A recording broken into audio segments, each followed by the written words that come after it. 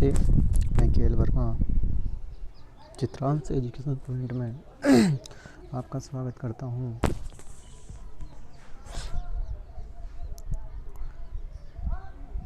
आज हम पढ़ेंगे क्लास 10th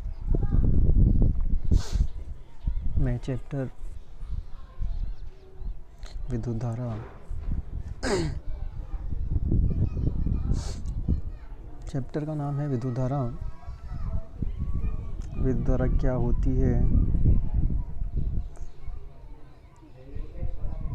और विद्युत धारा आती कहाँ से है, आप समझिए। हम जानते हैं कि जो ये होता है इसको हम धनावेश कहते हैं, इसको हम क्या कहते हैं, ऋणावेश कहते हैं।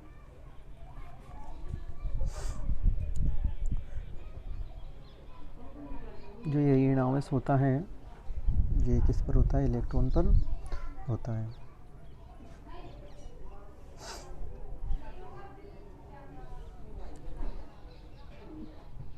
ये क्या है, कोई चालक तार है, तो चालक तार में क्या होते हैं कि इलेक्ट्रॉन एक बिंदु से दूसरे बिंदु की ओर प्रवाहित होते हैं। इलेक्ट्रॉन एक बिंदु से दूसरे बिंदु की ओर प्रवाहित होते हैं। जब ये इलेक्ट्रॉन क्या होंगे, प्रवाहित होंगे, मतलब एक स्थान से दूसरे स्थान पर इस प्रकार से क्या होंगे, ये आगे बढ़ते हुए चले जाएंगे। और जो इनकी जो दर होगी, दर किस में होती है, समय के सापेक्ष होती है। तो अर्थात क्या हुआ, धारा क्या हुई इलेक्ट्रॉन के प्रवाह की दर, इलेक्ट्रॉन के प्रवाह की दर को हम क्या कहते हैं, धारा कहते हैं। इलेक्ट्रॉन के प्रवाह की दर को विद्युत धारा कहते हैं। विद्युत धारा को हम I से रिप्रेजेंट करते हैं। विद्युत धारा को I से रिप्रेजेंट करते हैं, अर्थात हम उसको I के द्वारा दर्शाते हैं। समझिएगा, ये जो फॉर्मूला है कैसे आया समझिएगा आप। हमने क्या बोला कि हम धारा को किससे दर्शाते हैं, I के द्वारा दर्शाते हैं। धारा को हमने किसके द्वारा दर्शाया, I के द्वारा दर्शाया।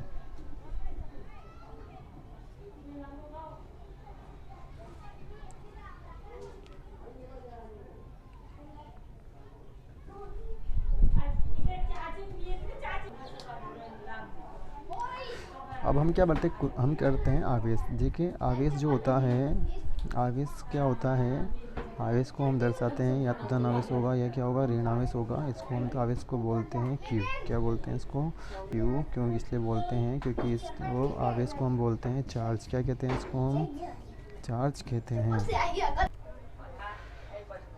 आवेश को क्या कहते हैं, इंग्लिश में चार्ज कहते हैं। तो चार्ज को हमने दर्शाया C के द्वारा। और इसका जो मात्रक होता है, मात्रक का मतलब होता है कि किसी भी वस्तु को जिसके द्वारा या जिस राशि में मापा जाता है वो उसका क्या होता है, मात्रक होता है। और इसको हम किससे दर्शाते हैं, कूलाम्ब से दर्शाते हैं। किस तरह इसको, कूलाम्ब से या कूलाम्ब से दर्शाते हैं। और कूलाम्ब को हम रिप्रेजेंट करते हैं इंग्लिश में क्यू के द्वारा, इसको रिप्रेजेंट किया जाता है। और हमने क्या बोला, हमने अभी बोला, आप मैंने बताया कि दर, दर किस में होती है, जो दर जो हमेशा होगी वो किसमें होगी, समय में। समय को हमें रिप्रेजेंट करते हैं, अर्थात हम उसको दर्शाते हैं, किसके द्वारा दर्शाते हैं, स्मॉल टी के द्वारा दर्शाया जाता है। अर्थात I बराबर हमारे पास क्या हुआ, आवेश में प्रवाह की दर। जब भी हम बात करेंगे, आप जब भी हम दर की बात करते हैं तो दर हमेशा कहाँ पर आता है, बटे के नीचे आता है। और बात किसी कर रहे हैं, हम आवेश की बात कर रहे हैं तो आवेश को हम कहाँ पर रखेंगे, ऊपर की ओर रखेंगे। अर्थात हमें फॉर्मूला क्या मिला, I equal to q upon t. ये हमारा क्या हुआ, सूत्र हो गया है धारा। तो धारा बराबर क्या हो गया हमारे पास में, बताइए आप, आवेश बटा समय। अर्थात I proportional to, I equal to q upon t. यहाँ पर देखिए I का मतलब क्या हुआ हमारे पास में, I बराबर क्या हुआ, विद्युत धारा। बराबर विद्युत धारा। धारा कहें चाहे विद्युत धारा कहें, बात एक ही होती है, धारा। ध्यान दीजिए, धारा। हमने क्या बोला इसको? धारा। धारा का उल्टा क्या हो गया हमारे पास में? राधा। अर्थात राधा क्या होती है? राधा जब क्या होगी? हंसते हंसते आ रही है तो क्या प्रवाहित होगा? करंट लगेगा में। अर्थात क्या होगी? हमें धारा उत्पन्न हुई है। जब क्या होगा? इलेक्ट्रॉनों का प्रवाह होगा, तो इलेक्ट्रॉनों के प्रवाह के कारण विद्युत धारा उत्पन्न होती है। ठीक है, देखो क्या दिया गया अभी ये, यहाँ पे हम देखेंगे, यदि किसी विद्युत परिपथ में t समय में n इलेक्ट्रॉन गुजरते हैं तो t समय में n आवेश गुजरता है। कहने का मतलब ये है, हम क्या कह रहे थे, हमने ये पढ़ा है अभी कि जो Q जो हमारे पास जो इलेक्ट्रॉन है, हमारे पास में क्या है? इलेक्ट्रॉन है। और इलेक्ट्रॉन क्या करते हैं? प्रवाहित होते हैं। ठीक है, इलेक्ट्रॉन क्या होंगे? प्रवाहित होंगे। हमें यह पता नहीं है कि कितने इलेक्ट्रॉन हैं। अर्थात हमने माना कि t समय में, t क्या हमारे पास समय है, और इसमें क्या हो रहे हैं? n जो आवेश है, n जो आवेश होंगे हमारे पास में, क्या होंगे? n जो आवेश होगा हमारे पास में, ये n हमारे पास में आवेश है, धन आवेश है। तो ये क्या करते हैं? हमारे पास में t समय में गुजरते हैं। क्या होंगे? t समय में गुजरते हैं। अर्थात t समय में तो हमारे पास कुल आवेश कितने हुआ? बताइए। n ही हुआ। n इलेक्ट्रॉन क्या हो रहा है? प्रवाहित हो रहा है। और किस में प्रवाहित हो रहा है? t समय में हो रहा है। अर्थात हमारे पास में क्या आया? धारा बराबर NE/T। I प्रोपोर्शनल टू, हमने क्या माना था? I बराबर क्या हुआ? Q/, हमारे पास में क्या हुआ था? T हुआ। और हमारे पास में Q बराबर क्या है? यहाँ पर Q बराबर हमारे पास में आया NE आया। ठीक है, फॉर्मूला क्या था हमारे पास में? I बराबर Q/T। तो Q बराबर क्या रहा? आया हमारे पास में NE आया, और T के स्थान पे T, I का I। तो आया हम समझ में, I इक्वल टू क्या हुआ? NE/T।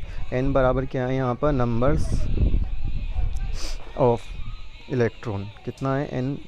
N इक्वल टू क्या है हमारे पास में? Numbers of electron. E का मान कितना होता है? 1.6 इंटू 10⁻⁻⁻19 कूलाम होता है।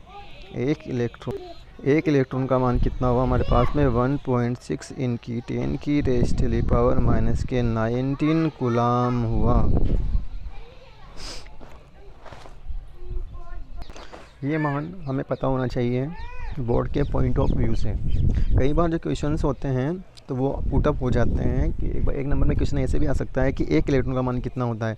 तो हमें ये पता होना चाहिए कि एक इलेक्ट्रॉन का मान कितना होता है? 1.6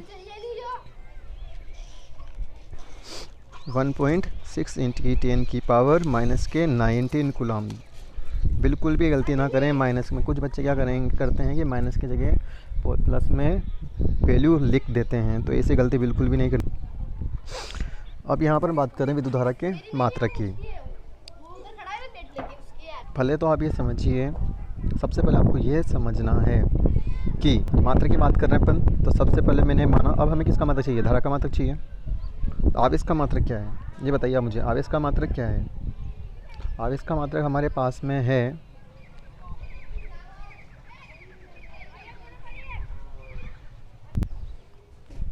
जी हाँ, हम बात किसकी कर रहे हैं? विद्युत धारा के मात्रक की हम बात कर रहे हैं। तो आवेश का जो मात्रक है क्या है हमारे पास में? कूलाम। कोई दिक्कत? और टी मतलब समय का मात्रक क्या होता है? सेकंड। क्या होता है? सेकंड होता है। ठीक है, अर्थात हम क्या बात कर रहे हैं? कूलाम को मैं क्यू लिख सकता हूँ, ये हमारा क्यू। और मैंने यहाँ पे क्या लिखा? टी का मात्रक क्या होता है? सेकंड। ठीक है, अब जो कूलाम बटा जो सेकंड होता है, ध्यान से देखिएगा, कूलाम बटा जो सेकंड है, इसको हम क्या बोलते हैं? एम्पियर कहते हैं। क्या कहते हैं बच्चों? इसको एम्पियर कहते हैं। अर्थात धारा का मान क्या है हमारे पास में, बताइए आप। धारा का मान क्या हुआ हमारे पास में, धारा का जो मात्रक होता है, अर्थात धारा को जिसमें मापा जाता है उस किसको क्या क्या बोलते हैं हम, एम्पियर कहते हैं, जिसे कैपिटल ए के द्वारा दर्शाया जाता है। एग्ज़ाम के पॉइंट ऑफ व्यू से हमें पता होना चाहिए कि धारा का मात्रक क्या होता है। धारा का जो मात्रक होता है वो एम्पियर होता है, बिल्कुल भी गलती ना करें। अब देखिए क्या लिखा हुआ है। अतः किसी विद्युत परिपथ के किसी बिंदु से t सेकंड में 1 कूलाम आवेश गुजरता है तो विद्युत धारा का मान कितना होगा, 1 एम्पियर होगा। देखो समझो, बिल्कुल इजी वे में समझना, लैंग्वेज पे बिल्कुल भी मत जाओ। सपोज करो कि मेरे पास क्या है, मुझे ए निकालना है, ए की वैल्यू मुझे निकालनी है। ए की वैल्यू, ए का मान कितना होगा। मैंने माना कि x बटा वाई, और यहाँ पे दिया गया है x बराबर कितना वाई, x बराबर कितना दिया है 1, और y बराबर कितना दिया है 1। अब मेरे से ये पूछा कि a का मान बताइए, तो 1 बटा 1 कितना होगा, 1 होगा। तो ऑब्वियसली a की वैल्यू कितनी है, a का मान कितना आया, 1 आया। तो कहने का मतलब इतना सा ही है कि अगर हम ये बोलते हैं कि q बराबर क्या बोला मैंने, q बराबर मैंने बोला ne बोला, q बराबर क्या बोला मैंने, ne, ठीक है। और i बराबर क्या बोला मैंने, q अपॉन t बोला। जब q का मान 1 है और t का मान भी 1 है, तो बच्चों इस जो 1 की जो वैल्यू रखनी है मुझे कहाँ पे रखनी है, यहाँ पे रखनी है। तो मुझे बताओ i का मान भी किस में आएगा, i का मान 1 आएगा। और मैंने बोला है कि आपको कूलाम बटा जो सेकंड होता है, कूलाम बटा सेकंड का मान कितना होता है, 1 होता है। अर्थात मुझे कितना प्राप्त हुआ, 1 एम्पियर प्राप्त हुआ। बढ़ते हैं आगे। बात करने पर विद्युत धारा को जो यंत्र होता है उसे हम क्या बोलते हैं, उसको हम बोलते हैं ए मीटर। क्या बोलते हैं उसको, ए मीटर कहते हैं। जिसको इस मैं यहाँ पे सिंबल बना देता हूँ, उसे किसके द्वारा प्रदर्शित किया जाता है, देखिएगा आप।